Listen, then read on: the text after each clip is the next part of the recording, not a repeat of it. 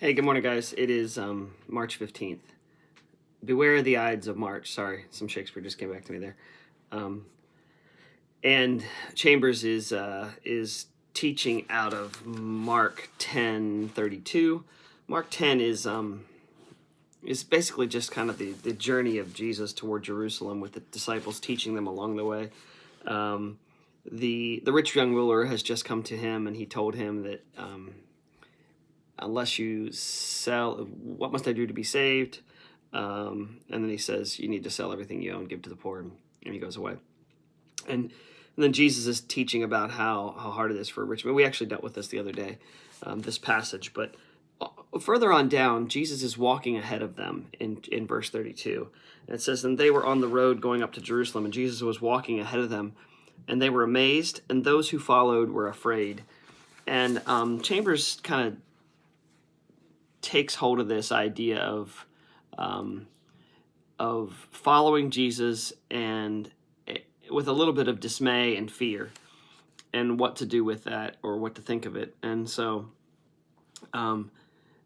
if that's never been the case for you, if you've never really felt kind of fearful or kind of dismayed by a life following Christ, then it's something that probably will come at some point. But the way Chambers puts it is there's an aspect here in the second paragraph. There's an aspect of Jesus that chills the heart of a disciple to the core and makes the whole spiritual life gasp for breath.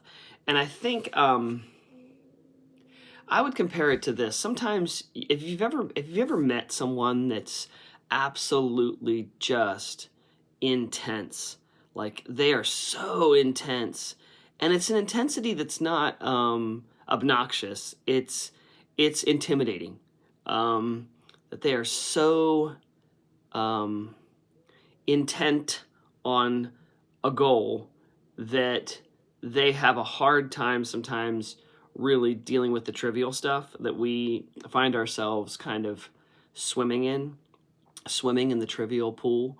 And these are the kind of people that are like, what are you doing? Let's go, go, go, go, go, go, go. And I think sometimes that's intimidating, and it's a little bit frightful for us to meet people like that and to interact with people like that, because, well, part of us wants to be like that, and then we think, I don't think I really have what it takes for that level of devotion. And I think that's what the disciples were seeing in Jesus. They saw someone who was had all the answers. I mean, he was never without the right answer, never without compassion, he never failed. And you can imagine after a while how a little daunting that would become. Even to the point, it's really funny that Peter, and I'll just point it out here, Peter says, when he says about, wait, they were kind of surprised with this teaching of who can enter the kingdom of God, and a rich man, it's easier for a camel to go through the eye of a needle. Peter says then, see, we have left everything and followed you. It's really funny, I never read that way. Peter's kind of like trying to say, after Jesus says, oh yeah, it's easier for a rich man to enter. It's easier for the camel to enter through the eye of a needle than for a rich man to enter. And Peter's like, "Ooh, wait a second, that's a hard teaching." Oh, but we left everything, and I think Peter's people try to grasp onto the things that they can, because some of the other stuff seems so daunting to them, and I think that's what Chambers is getting at here. And he says down here in later in that paragraph, I begin to realize there's a distance between Jesus Christ and me. I can no longer be familiar with him. He's not just this this guy that I can have great conversations with. There is something intimidating about Jesus and his